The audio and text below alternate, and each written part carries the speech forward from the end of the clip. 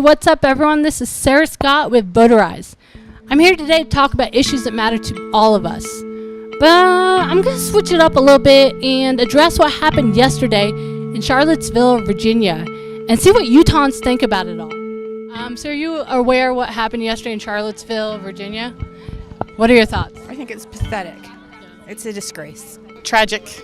It should never happen in this day and age.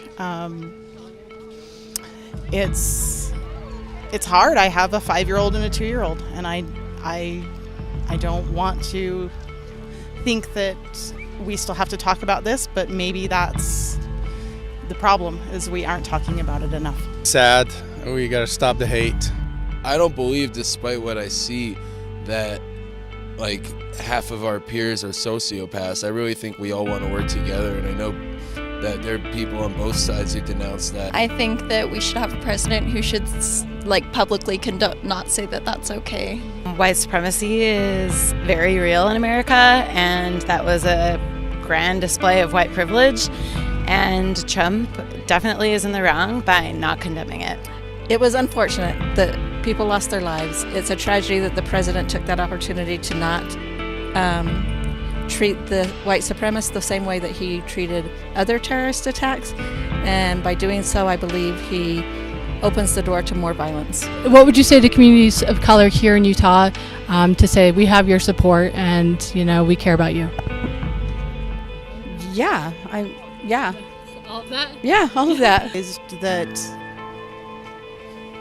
in my heart, and I talked to family about this. I said, this is, I feel caught in a crossroads. I have young children, I have a family, and yet if I saw something happening, I would be compelled to do something. Would that possibly mean my life or my kids' lives? I don't know, but that's hard for me to reconcile. But doing the right thing should never be something that we're not willing to do, even if it's a hard choice. I really appreciate that answer. I think racism is a huge issue, and it's something that we have to, instead of continually ignoring it and acting like it's not there, instead addressing that it is there and that it's a fundamental part of our society. And white privilege is real. White people have a voice, so I think white people can kind of close their mouths and instead get more platforms for people of color to either be represented politically and by others in power, and also for people of color to have a voice, have a platform to share their voice. All I can say is that at least I'm proud that there were a lot of people of color, and also people like me who were marching against these neo-Nazis. And many people have spoken out against this, including some of the very conservative Republican representatives of Utah.